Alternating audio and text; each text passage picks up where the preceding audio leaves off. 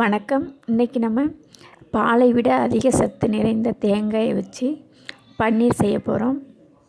இந்த பன்னீர் ரொம்ப ஈஸியாக சட்டுன்னு செஞ்சிடலாம். எப்படி செய்யலான்னு பார்க்குறதுக்கு முன்னாடி ஸ்ரீபி கிச்சன் வீடியோஸை லைக் பண்ணுங்கள், ஷேர் பண்ணுங்கள், சப்ஸ்கிரைப் பண்ணுங்கள். வாங்க எப்படி செய்யலான்னு பார்ப்போம்.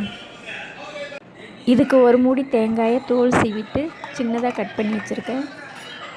இந்த தேங்காயை மிக்ஸி ஜாரில் சேர்த்துட்டு 2 கரண்டி தயிர் சேர்த்துக்கலாம்.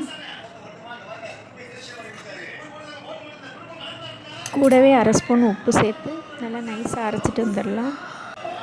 அரைச்சிட்டு வந்த அந்த விழுதோட 1 ஸ்பூன் மைதா மாவு, 2 ஸ்பூன் கார்ன்ஃப்ளவர் மாவு சேர்த்துக்கலாம்.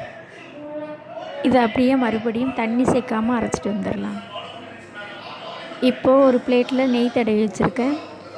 இந்த விழுதை அதில் சேர்த்துக்கலாம். விழுதை சேர்த்து நல்லா சமப்படுத்திட்டு ஒரு இட்லி பானையில் வச்சு வேக வச்சு எடுத்துக்கலாம். இந்த மாதிரி நல்லா சமப்படுத்திட்டு இட்லி பானையில் தண்ணி கொதிக்க வச்சு வேக வச்சு எடுத்துக்கலாம்.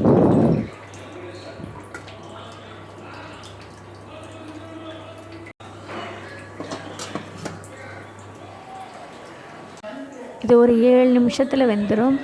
இப்போ நல்லா வெந்துடுச்சு, எடுத்துக்கலாம். இதை அப்படியே நல்லா ஆற விட்டு கட் பண்ணிக்கலாம். இப்போ நல்லா ஆறிடுச்சு, கட் பண்ணி எடுத்துக்கலாம். கட் பண்ண பன்னீர் எப்படி இருக்குன்னு பாருங்கள்.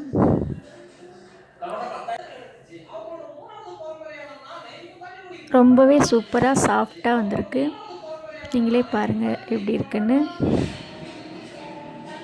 இப்போது ஒரு பவுலில் 2 கரண்டி தயிர் சேர்த்துக்கலாம். கூடவே 1 ஸ்பூன் கார்ன்ஃப்ளவர் மாவு, 1 ஸ்பூன் மைதா மாவு, 1 ஸ்பூன் அரிசி மாவு சேர்த்துக்கலாம்.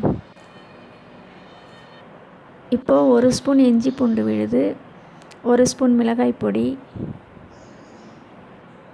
அரை ஸ்பூன் மஞ்சள் பொடி, அரை ஸ்பூன் கரம் மசாலா சேர்த்துக்கலாம்.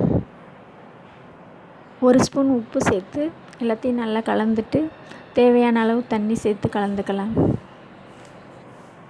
இந்த பதத்துக்கு கலந்துட்டு பன்னீரை சேர்த்துக்கலாம். ஒரு கடாயில் எண்ணெய் காய வச்சுருக்கேன். இதை அப்படியே பொரித்து எடுத்துக்கலாம். எண்ணெய் காஞ்சதும் போட்டு எடுத்துக்கலாம். இப்போ எண்ணெய் காஞ்சிடுச்சு, போட்டுக்கலாம். அடுப்பை மீடியமாகவும் சிம்லையும் மாற்றி மாற்றி வச்சுக்கலாம்.